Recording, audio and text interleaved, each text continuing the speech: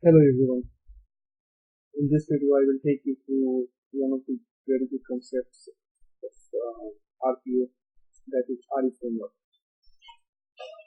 RE framework deals with so many important concepts. So actually, basically, to design the RE framework, the main purpose is to automate a long complex process which has a defined states. Right. So let me take you to the studio. This is a UI of studio, and I'm creating a RE framework. It will ask for you to give a name and of that particular location, and you can write some description. So about what you are designing that. So you can write the text. Okay. So when it will open, it will have so many stages in which the flow I can design.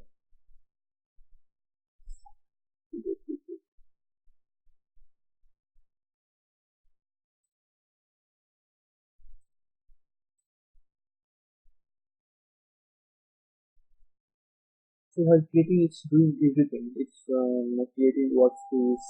It's specifying the respective folders. It's just adding the different dependencies and different workflows, different frameworks. Yeah. So now it has created a new RE framework.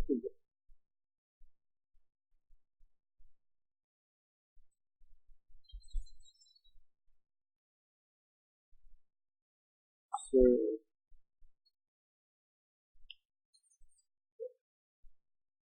yeah. So this is RE framework having different stages. Let me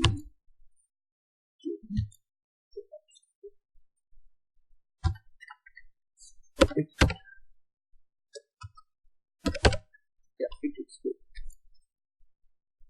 So this is RE framework. What basically it has it is state machine. Means when you open this you get the sequence, flow chart, and state machine. So this is state machine, right?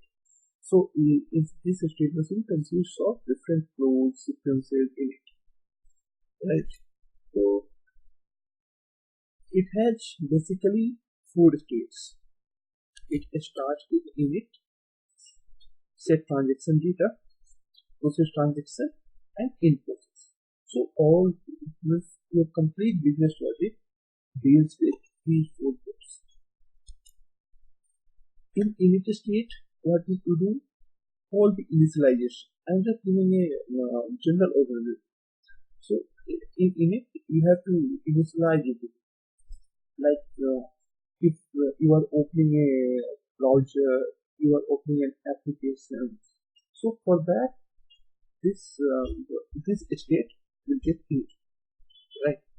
So firstly, what happened here? Firstly, all the data which is written in config file is read and converted into dictionary form as a key value. I will tell you how to do that. Let me open that. So this is the flow. Like it comes from init state. Init state, after processing it, this will go to the transaction data. Here the transaction data will get filtered out, and with relative value it will process to process transaction, and over here it will get processed as per the business we described. So and after that it will come to in process state. There are many rules behind it, that if there is some business rule exception, then it will go back to the transaction data. If it has some system error, then it will go to init state. So I will brief you on that. So let me take you from the init state. If you will open that, if you see that there is init application. Invoke init applications workflow. What it is actually, when you come to the project window, and in framework you can see these are the automatically created frameworks in REFrame. What it means, it has different see, close all applications, get appearances, get transaction data, image applications. So these all are the handy XML files, the different frameworks that we can use throughout our RE framework. So we can invoke it over here. It has been invoked, right? So when we open that workflow, yes. So here you can see that it's just a log message.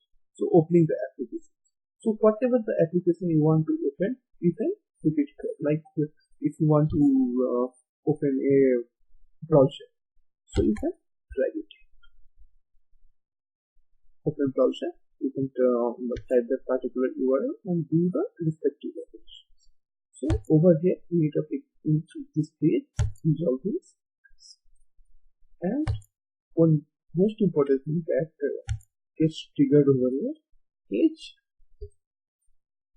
that config. This all the data that has been. One second, let me open that config file here.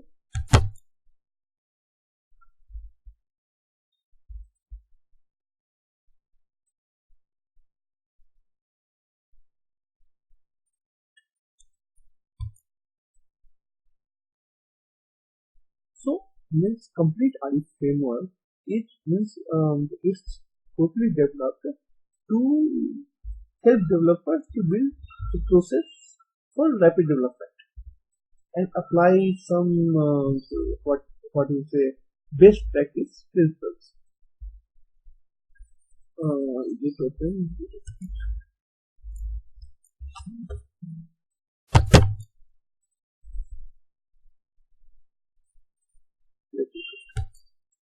So coming up to variables part, there are so many variables and arguments comes by default. Yeah, this is config file. This is the Excel sheet where we put all the values. From here we take all the dictionary values. So what happens here? So see, over here there are so many variables that have been automatically created in REFrame, like default transaction item, that is Q items. So this is the transaction item that we get processed through transaction data one by one, right? So these are the two errors and exception: system error, system exception, transaction number, config. So config. This is the config file. It stops. Here is it. So this is a dictionary variable of a string object. So over here, this config file will get loaded to this init stage.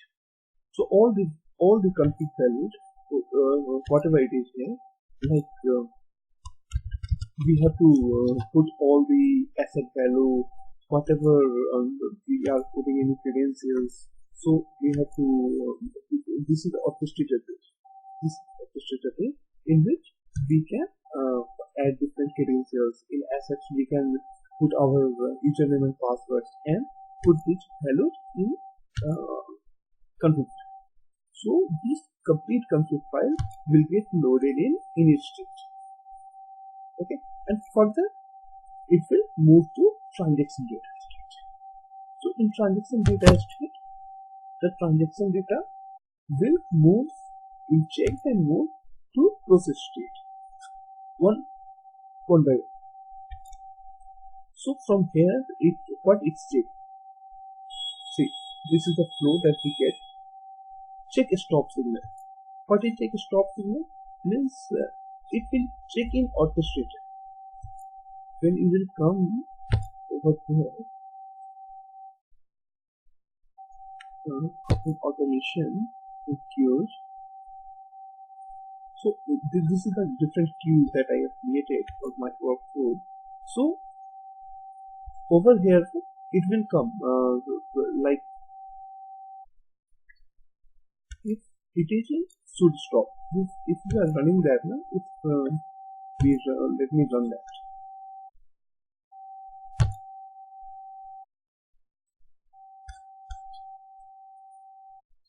Let me go to the jobs.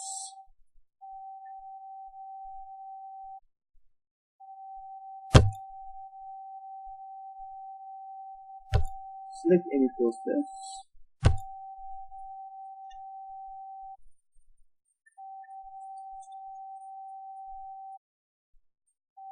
Let it wait. I think it's very slow. So let it run. So if I start that process, yes. So it's in this state, right? So this stop is talking about. If I press that stop now, so this process will not get processed again. After succeeding this state, this will not process further. This will not process further. Let me stop that. Let me do that.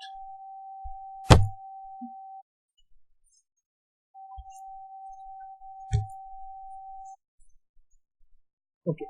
So this framework window is checking that one, that whether it has a stop signal has been triggered in the orchestrator. If not, then it will proceed. If yes, this will not proceed further. Okay. So over here, these are the different get transaction data. Means you have to. This is the framework. Means we have the outlines. We have to configure as per our business requirements. So over here, the get transaction item is there. Get transaction item like from where you get the transaction. We get the transaction from either we get transaction from queue item, from orchestrator, or from internal data source. Like we have data tables, we have Excel files. From there we get the transaction item. Okay. So these things happens over here in transaction data. After that, this will move to process transaction. Process transaction, what we do here, the respective processing of the flow happens. Okay. So if you see there, we have invoked one of the transaction, that is process transaction. So over here we have to put all things that you want to process in the flow.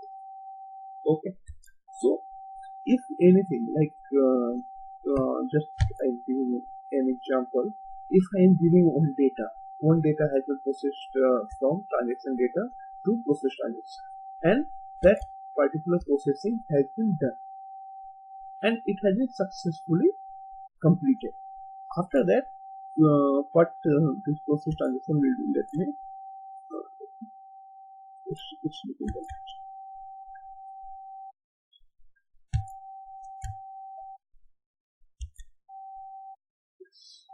So after, if it's success, so it will go to get transaction data again and ask this state to process other transaction for processing.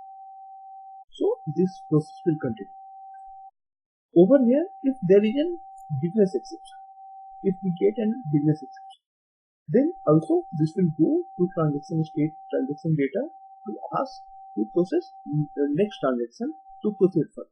Business transaction exception means if I am getting if I am extracting a data and we that has so many columns, like some certain city, certain country, and we want to filter it out that particular country and process it. So we don't want that particular country. So we will not take that. We will not take that output, and we will set this as a business rule exception. Okay. And third state is there is some system error. Like we have some errors, like its browser is not opening. There is some problem in opening the URL. So for such events, we'll move towards that init state. So So what initiate will do? Initiate will reopen that browser, and then it will move forward. And this in process, like in if in init state, if I'm opening an application, if I'm opening an ABC application, and I'm not getting success in opening that, and it's throwing any system error. So as per the max try in the system, it will try twice or thrice, and if not, it will go to in process and it will terminate the process. It will terminate the process. The same thing happens here. If in get transition data, if there is no data, like I have 5 rows and rows to process. So four rows has been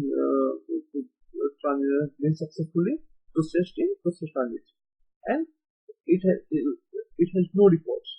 So in such a condition, it will go to input and it will terminate the process. Excellent. So this is the working of RFM.